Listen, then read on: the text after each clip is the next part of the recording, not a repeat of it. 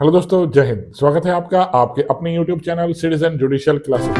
दोस्तों, मैं एडवोकेट शाह फैजल आज आपके लिए बिल्कुल नई वीडियो लेकर आया हूं। आज मैं आपको बताऊंगा पुलिस आपके अगर घर आ जाती है, ठीक, तो आपको क्या करना है।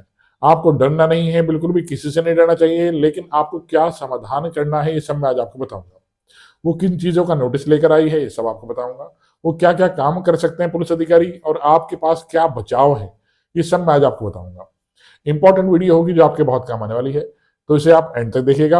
मैं सारे समाधान आज आपके पास प्रमाण के साथ बताऊंगा कि आपको ये प्रक्रिया अपनानी है और अपने आप को बचाना है दोस्तों।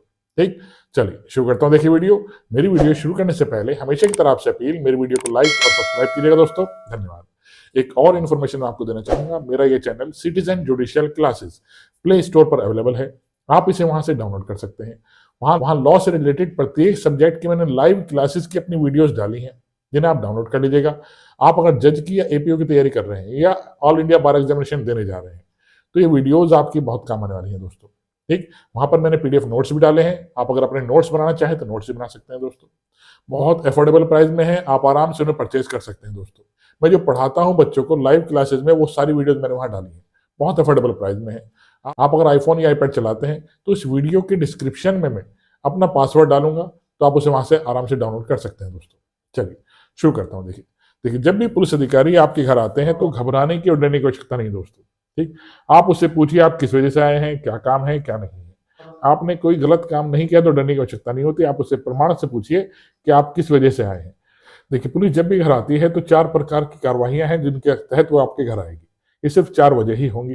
पहली वजह है कोर्ट का कोई समन आया है या कोई नोटिस आया है। कोर्ट के समन से घबराने की आवश्यकता नहीं होती, इसमें आपको गिरफ्तार नहीं किया जाता दोस्तों। वो सिंपल एक सूचना होती है कि इस डेट पर आपको न्यायालय के समक्ष उपस्थित होना है। ठीक, इस जगह पर उपस्थित होना है, इस कोर्ट में आपको उपस्थित होना है। तो समन से आमतौर पर घबराने की आवश्यकता नहीं होती। समन पुलिस अधिकारी भी लेकर आ सकता है और कोर्ट का डाकिया डाक मुहर्रिर होता है वो भी लेकर आ सकता है। समन घर का कोई भी वयस्क पुरुष सदस्य स्वीकार कर सकता है। जो क्रिमिनल का समन होता है वो सिर्फ पुरुष सदस्य द्वारा ही स्वीकार किए जा सकते हैं। सिविल के समन घर की कोई महिला सदस्य भी स्वीकार कर सकती है और एक्नॉलेजमेंट कर सकती है, लेकिन क्रिमिनल समन सिर्फ वयस्क पुरुष सदस्य ही घर का स्वीकार कर सकता है। मान के चलिए आपके किसी भाई ने कोई अपराध कर रखा है या आपके भाई के खिलाफ किसी ने कंप्लेन कर दी है, ठीक, तो ऑब्वियस आपके पास समन आएंगे। तो समन से घबराने की आवश्यकता नहीं होती। समन आप स्वीकार कर सकते हैं, या अगर आपका भाई घर पे नहीं है, ठीक, तो आप उसे अस्वीकार भी कर सकते हैं। कोई जरूरी नहीं है कि आप उसे स्वीकार ही करें। ठीक, आमतौर पर समन आते हैं कि खिलाफ किसी ने कंप्लेंट कराई है न्यायालय के समक्ष, तो वहां से भी आपके पास समन आ सकते हैं। इस डेट पर आप इस न्यायालय में उपस्थित होइएगा दोस्तों। ये समन की प्रक्रिया होती है, डरने की बिल्कुल आवश्यकता नहीं, इसमें आपकी गिरफ्तारी नहीं होती दोस्तों। देखिए, दूसरे नंबर पर आता है पुलिस सूचना। पुलिस नोटिस भी जारी करती है कि आप इस डेट पर हमारे समक्ष थाने में उपस्थित होइएगा, इस समय आइएगा। ये सिंपल एक पुलिस नोटिस होता है। क्या पता आपको किसी ने कोई विटनेस बनाया हो, क्या आपका नाम किसी ने गवाही में लिखवाया हो, तो ये आपके खिलाफ किसी ने कंप्लेंट दर्ज कराई है या पुलिस को संदेह है कि आपने कोई संज्ञेय अपराध किया है, तो वो भी आपको नोटिस इशू करती है, सूचना जारी करती है कि आप इस समय पर, इस डेट पर, इस थाने में आप मौजूद होइएगा, इस अधिकारी के समक्ष उपस्थित होइएगा। ये एक तरह से पुलिस का नोटिस होता है। ठीक, इसमें भी गिरफ्तारी नहीं की जाती, तो आपको इसमें भी घबराने की आवश्यकता नहीं होती दोस्तों। देखिए, आमतौर पर कोई भी व्यक्ति पुलिस जब घर आती है तो घबरा जाता है। पड़ोसी में उसकी बदनामी होती है, क्यों आई है पुलिस इनके घर पे, किस वजह से आई है। तो आप निष्पक्ष होकर उससे पूछें कि भाई क्या बात है, क्यों आए हो, किस वजह से आए हो, क्या आप डाक मुहर्रिर हो या कोर्ट का नोटिस है या फिर पुलिस का नोटिस है, कैसा नोटिस है, हमें कहाँ उपस्थित होना बताइए, हम आ जाएंगे। ठीक, डरने की आवश्यकता नहीं होती दोस्तों। तो उस नोटिस के माध्यम से सिर्फ ये रहता है कि पुलिस को कि आप इस डेट पर हमारे पास आइएगा, हमें आपसे पूछताछ करनी है। पुलिस जब इन्वेस्टिगेशन किसी मैटर में करती है, किसी विटनेस से या किसी पक्षकार से, तो उसे सेक्शन 179 और 180 की प्रक्रिया में उसे पहले सूचना देनी पड़ती है, तब उसे वो थाने में बुलाती है। ठीक, तो 179 में एक तरह से सूचना दे रखी है, नोटिस दे रखी है, जिसे सफीना कहा जाता है पुलिस की लैंग्वेज में। और जब उस व्यक्ति को थाने में बुलाया जाता है तो 180 सीआरपीसी मीन्स बीएनएसएस में उसको वो लेखबद्ध करती है, उसे वहां बुलाकर क्या क्या इन्फॉर्मेशन उससे लेनी है।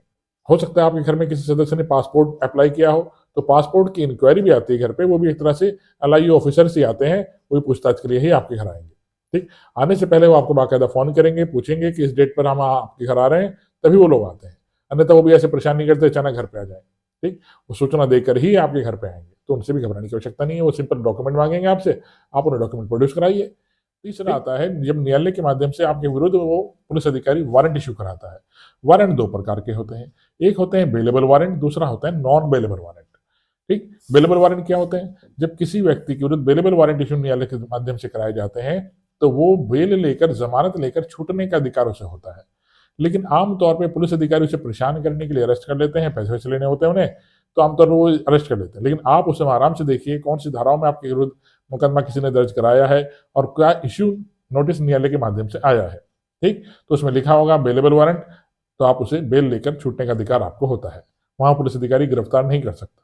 लेकिन जब नॉन बेलेबल वारंट होते हैं, नॉन बेलेबल वारंट में भी एकदम नहीं गिरफ्तार किया जाता। आपको जमानत अगर आपके पास है, जमानती है, तो वहां पर भी आपको जमानत लेकर छूटने का अधिकार होता है दोस्तों। ठीक, लेकिन बहुत सी बार एसपी डीएसपी प्रेशर हो जाता है, बड़े अधिकारियों को प्रेशर होता है, न्यायालय के माध्यम से 2-3 बार एनबीडब्ल्यू इश्यू हो चुके हैं, फिर भी वो व्यक्ति नहीं आता, तो उसको फिर गिरफ्तार ही पुलिस अधिकारियों द्वारा किया जाता है। ठीक दोस्तों, मैंने आपसे क्या बताया, जब किसी कंप्लेनेंट के विरुद्ध किसी ने कंप्लेन कराई तो न्यायालय के माध्यम से समन इश्यू हुए, नहीं आया व्यक्ति, अपराधी न्यायालय में उपस्थित नहीं हुआ, तो वारंट इशू किए गए, तब भी उपस्थित नहीं हुआ, तो उसके विरुद्ध बेलेबल वारंट इशू किए जाते हैं, तब भी नहीं आता। नॉन बेलेबल वारंट इशू किए जाते हैं, वो देखिए तब भी नहीं आता, 2-3 बार एनबीडब्ल्यू इशू हो चुके हैं, वो नहीं आ रहा है, अब उसे गिरफ्तार किया जाता है। यह है प्रक्रिया गिरफ्तारी की दोस्तों। ठीक, जिसमें अपराधी को गिरफ्तार करके मजिस्ट्रेट सामने प्रोड्यूस किया जाता है पुलिस अधिकारियों द्वारा। बहुत सी बार न्यायालय द्वारा सर्च वारंट भी इशू किए जाते हैं। सेक्शन 96 भारतीय नागरिक सुरक्षा संहिता में सर्च वारंट क्या होता है? जब किसी व्यक्ति के पास से न्यायालय को लगता है इस अपराधी को बिना सर्च वारंट इशू किए गिरफ्तार नहीं किया जा सकता, या सेक्शन 97 में कोई आपत्तिजनक वस्तु है, चुराई हुई संपत्ति है और वो किसी व्यक्ति के घर में रखी है, तो जिला मजिस्ट्रेट और चीफ जुडिशियल मजिस्ट्रेट उस व्यक्ति के घर की तलाशी लेने के लिए सर्च वारंट इशू करते हैं। डीएम और चीफ जुडिशियल मजिस्ट्रेट, मुख्य न्यायिक मजिस्ट्रेट को ही पावर है सर्च वारंट इशू करने की दोस्तों। जब कोई आपत्तिजनक वस्तु या कोई चोरी का सामान कहीं पे छिपा रखा होता है किसी व्यक्ति ने, तो डीएम और सीजीएम ही उसमें सर्च वारंट इशू करते हैं। सेक्शन 96 और 97 में ये पूरी प्रक्रिया भारतीय नागरिक सुरक्षा संहिता में दी गई है दोस्तों। ठीक, इसलिए भी पुलिस अधिकारी आपके घर में कोई चीज को सर्च करने के लिए भी आ सकते हैं, किसी अपराधी को ढूंढने के लिए भी आ सकते हैं, सर्च वारंट उनके पास होता है। तो जब भी ऐसे व्यक्ति आपके घर में तलाशी लेने के लिए आए पुलिस अधिकारी, तो आप उनसे पूछें तो आपके पास वारंट है, तो आपको 96 का या सेक्शन 97 का ऑर्डर दिखाएंगे न्यायालय का, तब आप आराम से उनको तलाशी लेने देंगे, उन्हें मना नहीं करेंगे दोस्तों। चौथी प्रक्रिया देखिए, जब कोई व्यक्ति पुलिस के माध्यम से आपको डराना धमकाना चाहता है, ठीक, पुलिस वालों से अननेसेसरी परेशान कराना चाहता है, बदमाश किस्म का व्यक्ति है या फिर कोई बड़ा क्रिमिनल है, तो पुलिस के माध्यम से आपको परेशान कराना चाहता है, तो वो भी आपके घर पे पुलिस को भेजता है ताकि आपको डराया धमकाया जा सके। तो आपको इससे, जब आपने कोई अपराध नहीं किया तो डरने घबराने की आवश्यकता नहीं है। तो आप उस पुलिस अधिकारी के विरुद्ध भी और उन व्यक्तियों के विरुद्ध भी जो आपको डरा धमका रहे हैं, 112 पे कॉल कर कंप्लेंट दर्ज करा सकते हैं, उस पुलिस अधिकारी की भी और उस व्यक्ति की भी जो आपको डरा धमका रहा है दोस्तों। तो जो व्यक्ति आपको डरा धमका रहा है उससे कहिए आप मुझे नोटिस दीजिए, किस तरह का नोटिस आप मेरे पास लाए हैं। आप सेक्शन 35 क्लॉज 3 का उससे नोटिस भी मांग सकते हैं, किस तरह से आप मुझे क्यों धमका रहे हैं। आप मुझे पहले सूचना दीजिए, मैं आपकी जिस समय सूचना होगी मैं थाने में उपस्थित हो जाऊंगा, मुझे डराने धमकाने की आवश्यकता नहीं है। ठीक, सेक्शन 35 क्लॉज 3 भारतीय नागरिक सुरक्षा संहिता में दिया गया है कि आपको पुलिस के माध्यम से जब कोई पूछताछ की जानी है तो नोटिस दिया जाना आवश्यक है। ये पहले सेक्शन 41A सीआरपीसी, ये पहले सेक्शन 41A सीआरपीसी में था, लेकिन अब ये सेक्शन 35 क्लॉज 3 में दिया गया है दोस्तों।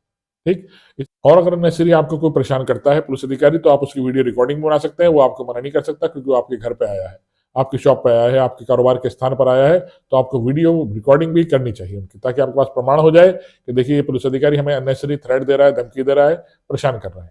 इस तरीके से देखिए 4 प्रक्रियाएं मैंने आपको बताई कि जब पुलिस अधिकारी, पुलिस ऑफिसर्स आपके घर आते हैं तो इस तरह से आपको डराते धमकाते हैं, तो आपके पास ये समाधान है, आपको ये करना चाहिए। ठीक दोस्तों, आशा करता हूं मेरी वीडियो समझ में आई होगी दोस्तों। आइए इसे लाइक और सब्सक्राइब कीजिएगा, और जो मेरा चैनल प्ले स्टोर पर है उसे अवश्य डाउनलोड कर लीजिएगा, ये आपके बहुत काम आने वाला है।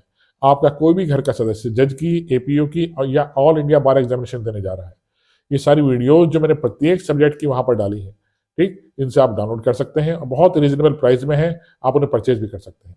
ठीक दोस्तों, चलिए धन्यवाद दोस्तों, जय हिंद।